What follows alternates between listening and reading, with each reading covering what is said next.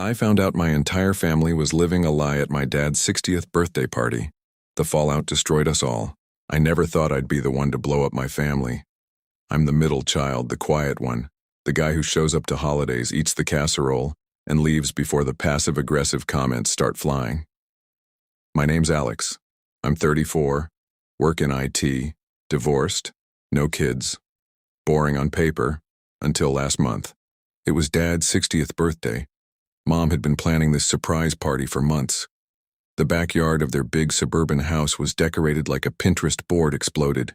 String lights, a rented photo booth, even a taco truck because Dad loves tacos. My older sister Lauren flew in from Chicago with her husband and their two perfect kids. My younger brother Tyler drove up from the city with his new girlfriend. Everyone was on their best behavior, for once, or so I thought. The first crack appeared around 7 p.m.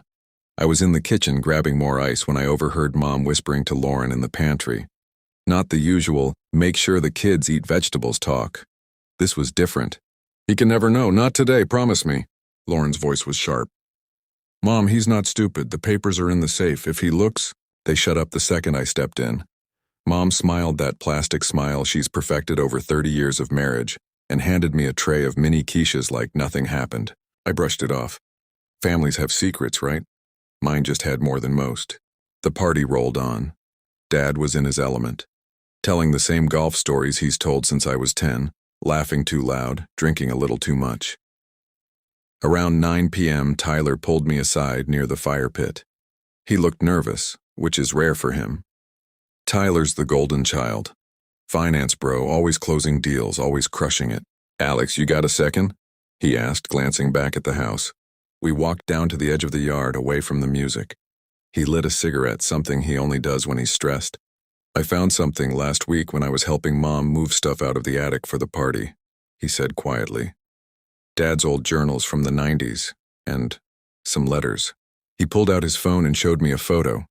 It was a yellowed envelope addressed to Dad at our old address. The return address was a woman's name I didn't recognize. Elena M. I laughed at first. What, Dad had a pen pal? Tyler didn't laugh. Bro, there are dozens. From 1994 to 2002. Mom was pregnant with you during some of them.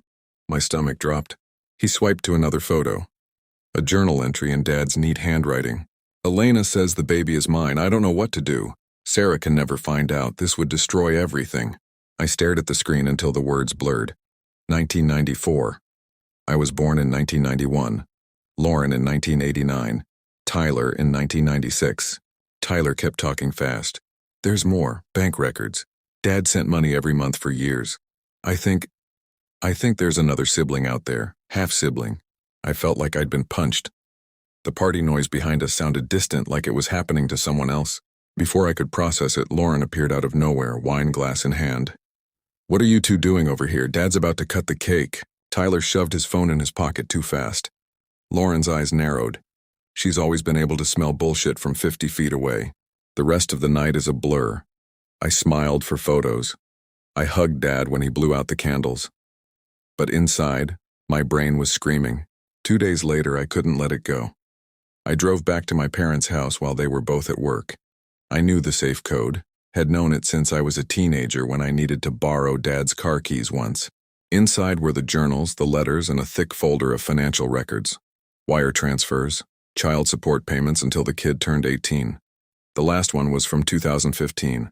There were photos, too. A boy, dark hair like Dad's, growing up in different houses, school pictures, a graduation photo from 2018. His name was Miguel, he was 29. I sat on the floor of my parents' bedroom like a thief and cried. Not because I was sad, because I was furious. 30 years of Sunday dinners, family vacations, "We're so proud of you" speeches. And the whole time Dad had this secret life. I did what any sane person with a broken moral compass would do. I took photos of everything. Then I called Lauren and Tyler and told them we needed to meet. No parents. We met at a diner off the highway the next evening. I laid everything out on the table.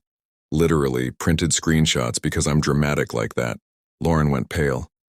I knew something was off. Mom told me bits and pieces when I was in college. She said it was a one-time mistake and that the woman moved away. I didn't know there was a whole kid. Tyler looked sick. I thought it was just an affair, not this. We argued for 2 hours. Lauren wanted to confront Mom first, as a united front. Tyler wanted to sweep it under the rug because it's in the past. I wanted the truth, whatever that cost. I was the one who pushed too far. That weekend, I drove to the address I found for Elena and Miguel. It was a modest house in a neighboring state about 3 hours away. I sat in my car for 20 minutes before knocking. Elena answered. She looked tired but kind. When I introduced myself, her face crumpled.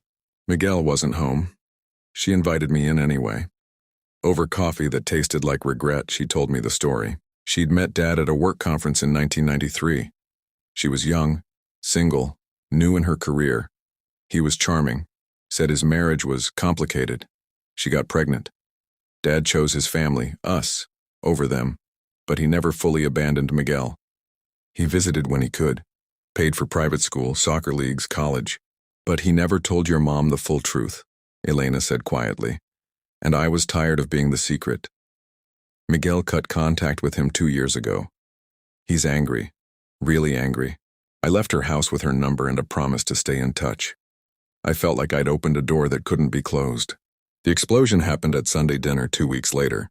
Mom had made lasagna. Dad was carving the garlic bread. I waited until everyone had food on their plates. I met Miguel, I said. The room went dead silent. Mom dropped her fork. Dad froze mid-slice. I didn't yell. I just laid out the facts calmly like I was presenting a bug report at work. The letters, the money, the other son they'd hidden from us our entire lives. Lauren started crying. Tyler looked like he wanted to punch me. Mom kept whispering, "How could you?" over and over, but I wasn't sure if she meant me or Dad. Dad finally spoke, his voice cracked. I did what I thought was best for this family. That's when Lauren lost it. She screamed at him about every time he missed her dance recitals because he was working late, about how she always felt like she had to be perfect to earn his love. Tyler admitted he'd suspected something for years but buried it because he didn't want to lose his inheritance. I just sat there, watching the perfect family portrait shatter. Mom asked for a divorce that night, not because of the affair, she'd apparently known about that for decades, but because of the lying, the systematic, decades-long deception. The next month was hell. Group texts from hell. Lawyers.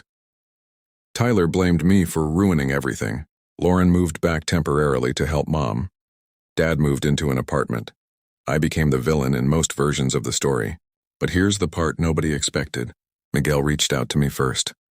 Turns out he'd been following our family on social media from a distance for years.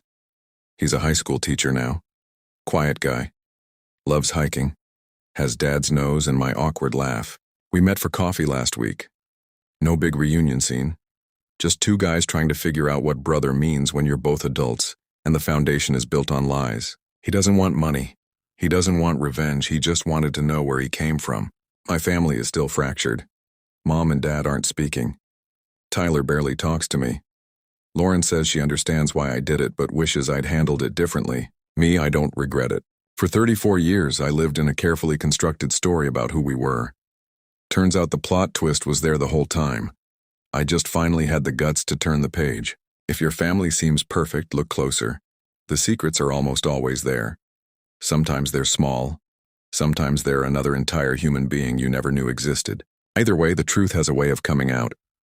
Better it comes from someone who loves you than from a random Google search 20 years from now.